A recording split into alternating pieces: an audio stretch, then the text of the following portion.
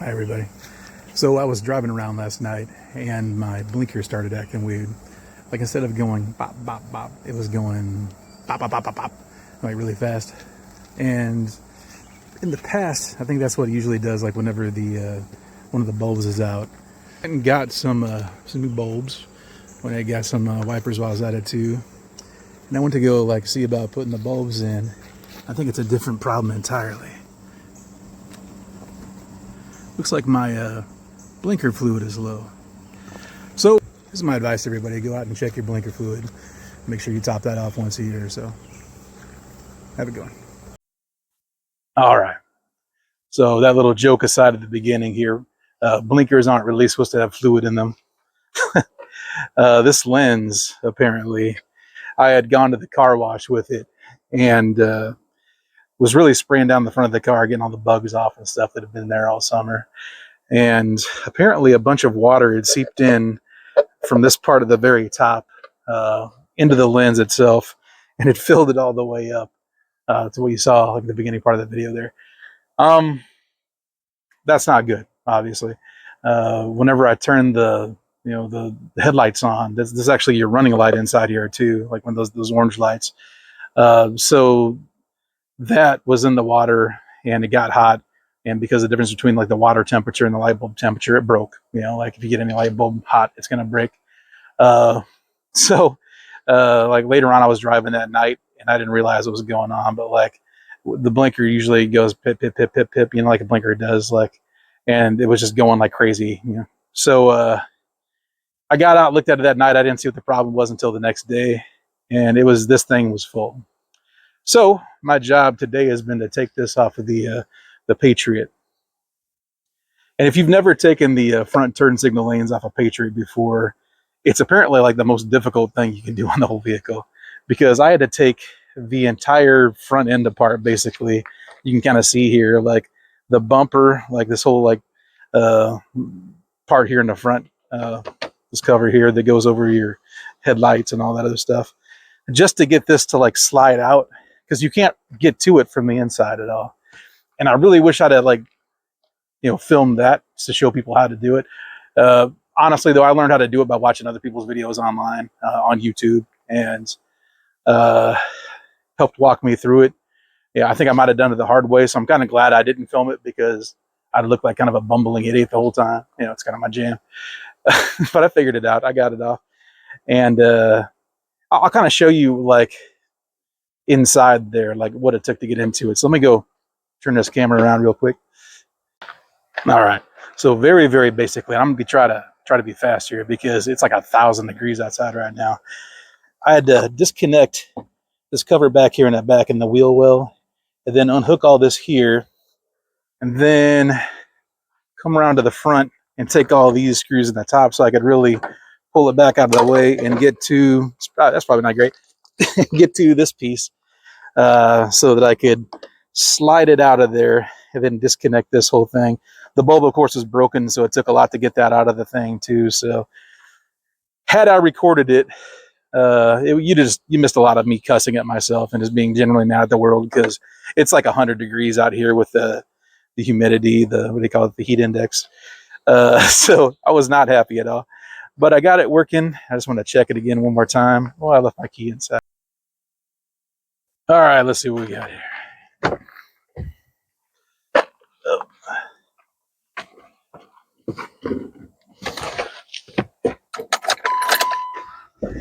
So I'll turn the car on, of course, then I'll just turn on the headlights to see if that running light is working. It looks like it is.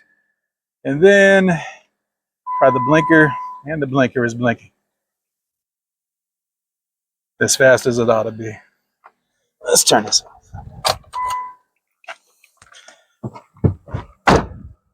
All right, so that's the basic game plan here. What I'm going to do right now, I have my wife going to the store to get just some silicone. So I'm going to put like a little silicone bead up here to make it watertight again and put this back in here. If that doesn't work, obviously I can just go get another one of these and put it in there. I'd rather never take this thing apart again because that sucked. But we'll try that out and see if it works. Silicone's easy. Well, I just got these I kind of like. These are straps for my canoe, so I can just shut the hood and like strap directly to those, in case anyone was wondering what that is. But yeah, I'm gonna let this keep drying out for now. I got all the water out of there. Just basically, as soon as I turned it upside down, it all poured right out. But yeah, let it keep air drying out here. Put it on the hood, or the bumper, so I don't close my hood on it. And that's it for now. All right. Well, I was gonna get like a big tube with this, but the wife found some of this stuff there at the hardware store. Let me put that on yet. Put that over here. Put this fella on. All right. That's the right way. Yep. It was the top that was bad. I'll use this to cut off just a little tippy tip. Maybe a little bit more.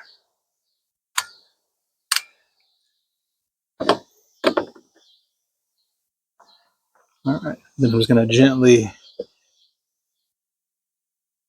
apply this across the top.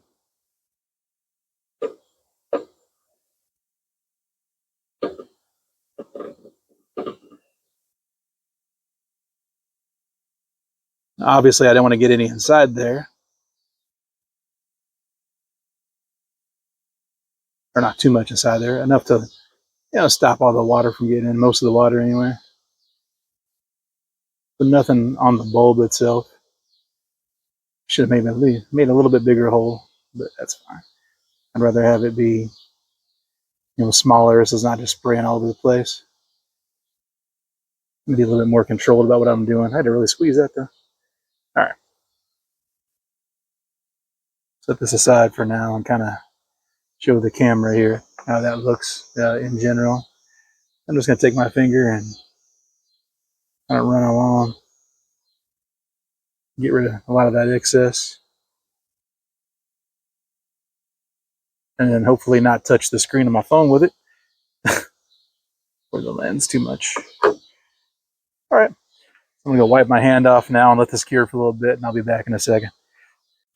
All right. It's probably not entirely cured, but it'll be good enough when I set it inside there. It's not supposed to rain or anything anytime today.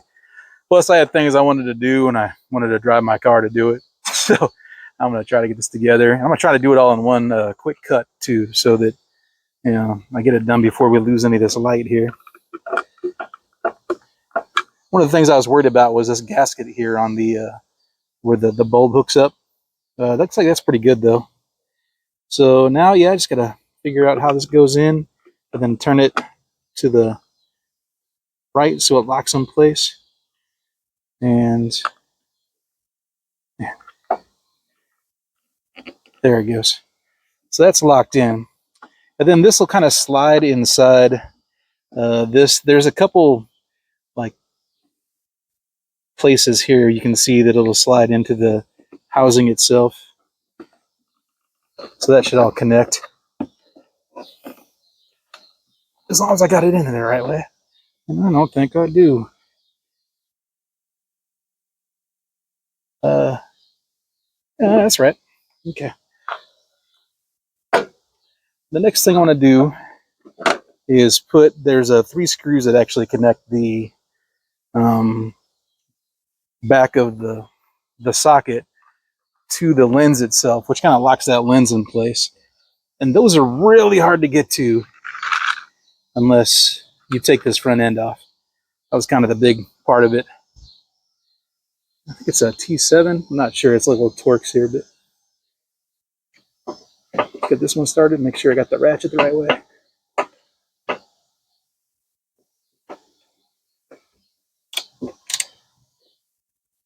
Oh.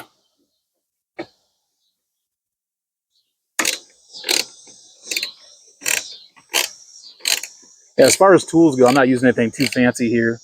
These are just like a little Walmart toolkit. But I found I could do about 90% of the work I needed to do. Like, I worked in a technical lab before this for a little bit too, and I just had one of these there at the lab to work on things with. and it did pretty well. Like I said, for most of the stuff you want to do with one of these little toolkits, it's pretty handy. So I keep one in the car now because it's got all the little bits that come along with it. It's got, like some little sockets in there too, which actually came in handy for a few of these screws. Let's see.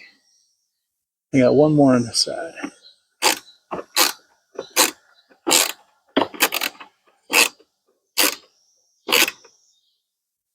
Groovy. All right. I've got two of these kits. I got one that I keep inside just for like general maintenance inside the house. I've got another one up here that I keep in my my vehicle at all times. And it actually was kind of working out pretty good here because I used the lid to keep the screws in so that I didn't lose track of what went where. So now I want to put this back on there where it goes using the screws that I left up here. Oh, and these are pretty handy too. I recommend if you're going to do any kind of trim work at all, you get a kit of these little trim removers. Those come in super duper handy. All right. Start on this end.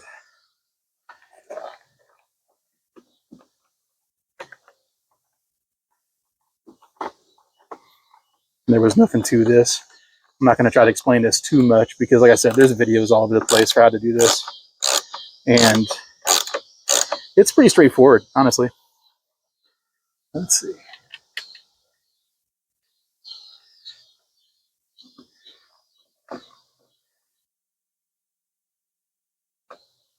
Just want to make sure you don't cross thread anything. Nothing worse than that. Not wrench it down so hard that you're breaking the plastic or whatever.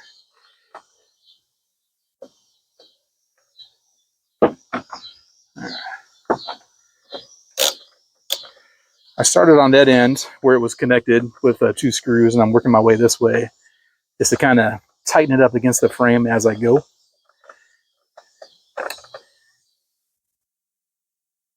You don't want to like get it like worked out down here and then have like a weird buckle in the middle. Let's see.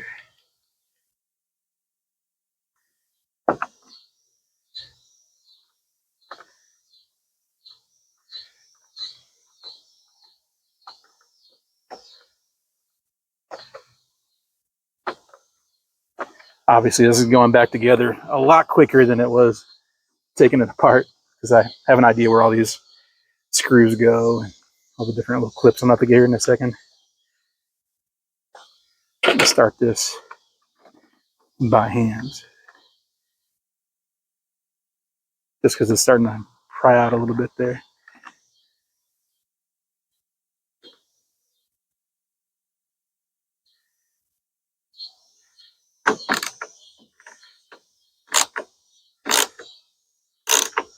All right. And I got one last one over here, which is it's an actual socket head for this.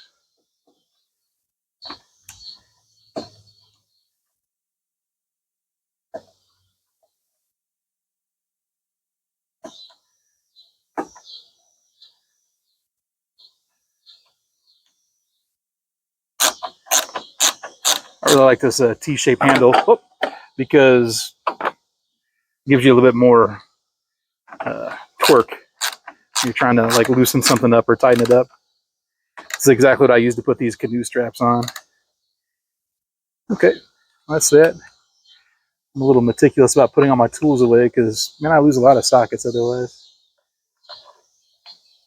But I'm done with everything from this kit for now. So, there's that guy.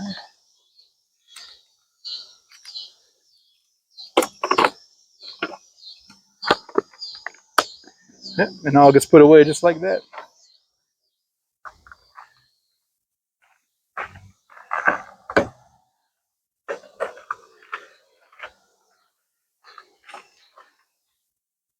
And yeah, I think we can still see the bottom part here, so I don't need to move the camera or anything. I'll just leave it right where it's at.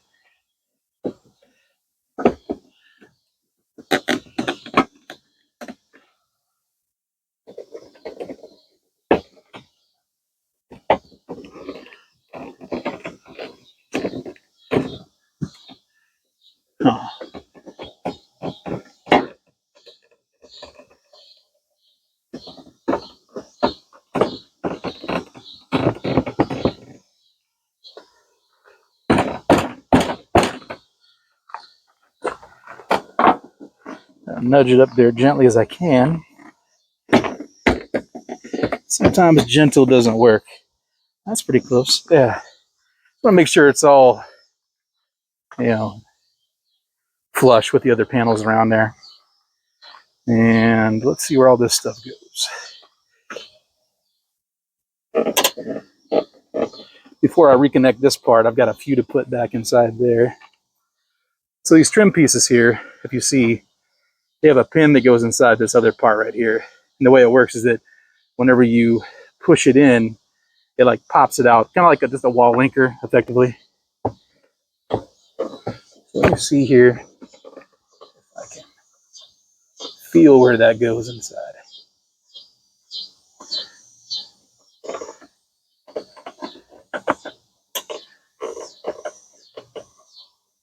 This was a really tough one to get to before, and I figured this would probably be the hardest part, honestly. Okay, well, I've got that popped in place. You couldn't see it, but I could feel it. Oh, I do that trim puller. So when you're taking this out, this is a good example here. There's this middle piece. I'm going to try to pop that out. I kind of did this one the hard way.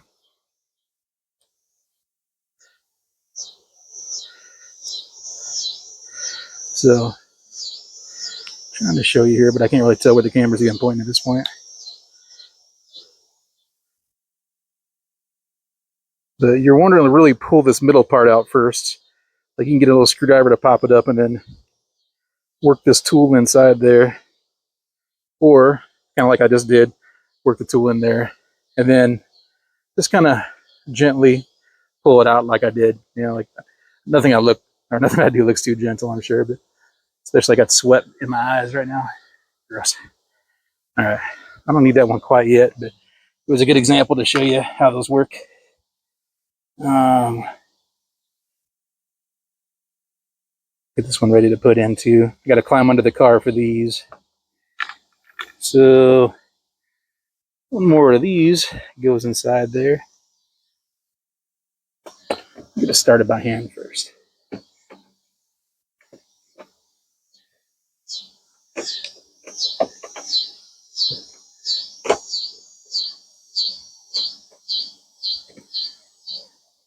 Okay. Make sure this ratchet's going the right way. Okay.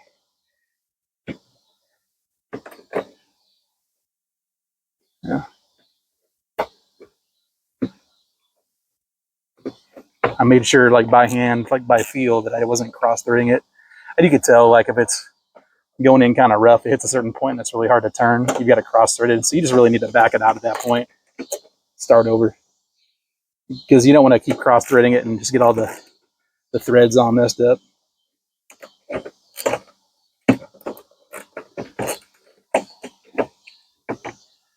feels like it's in there pretty good. Okay, well, I'm going to push this behind now.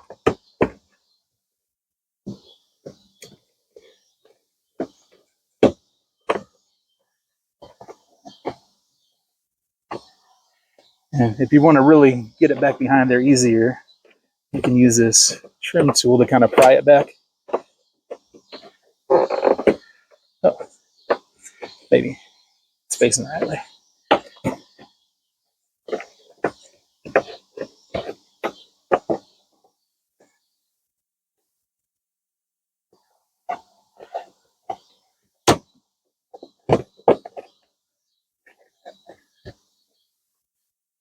Okay.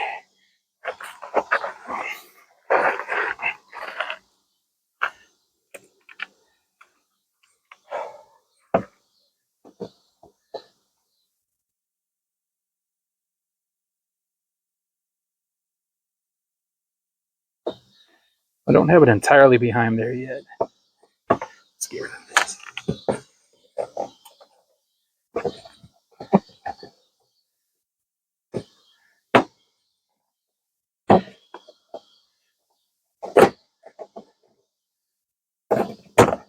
There we go.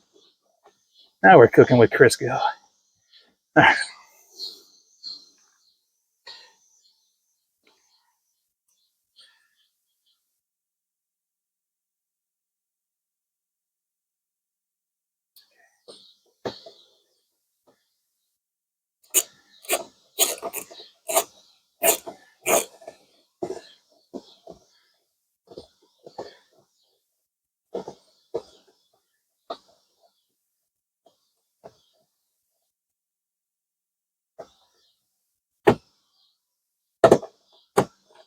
There's one. Doing the same thing. I'm just going down the row from where it was tightest, like where it was kind of the most connected, because those pins are driven in. Ah, shit.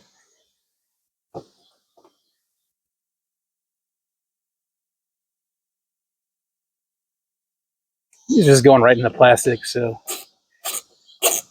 we don't have to be as careful with the threading because it's just pulling the plastic like shroud here in the wheel well back against this piece of harder plastic. Just want to get it nice and snug. All right, one more of those screws, and then I got 2 pins, and hopefully I'm done. You know, knock on wood. Ah, you son of a... Let's see.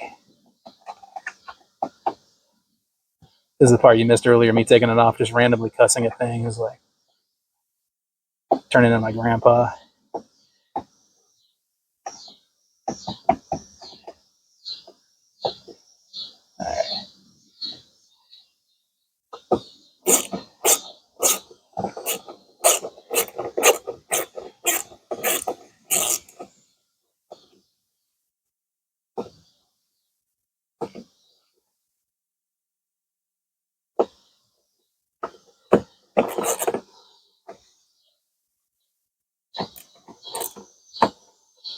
All right, so with all of those put in there, this next part should be relatively easy. Oh, once again, gonna make sure I put my tools away. Now that I'm done with these, just don't want to lose any of that.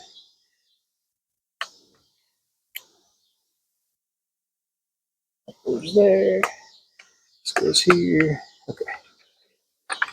Can't tell you how many times I've been like working on something like this, like, you know, sitting on the ground. Actually, today I brought a little rug out to sit on because I got a gravel driveway, and that sucks. But then you just like get kind of caught up in what you're doing, and you end up, you know, kicking over your tools. You can't find things. Make sure I don't kick over the camera.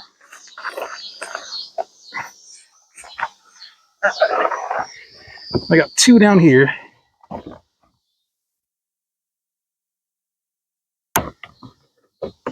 That should be pretty easy.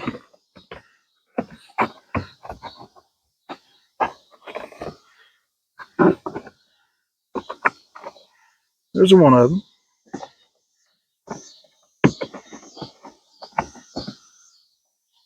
Yeah, those go in way easier than they come out. Okay.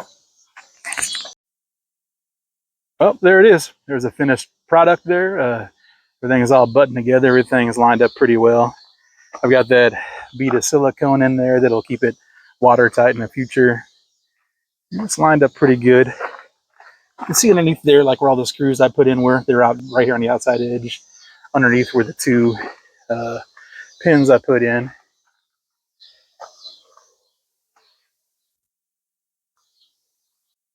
All right. So that video ended up being a little bit longer than I really wanted it to, but I wanted to at least walk you through like how to put, you know, all the screws back where I got them out of. I know there's an easier way to do it because I saw online an easier way to do it. I think some of those guys just have smaller hands than I do. I have these aftermarket tires a little bit bigger too, so I couldn't really fold that wheel well shroud out of the way as well as they could. It's actually got a seam in it, so you can fold it up and like fold it up on top of your tire and really get at it a lot easier inside there. But I had to pretty much take the entire front off, like where the, you know, covering the grill and all that there. But thanks for sticking around, and I'll see you in the next one.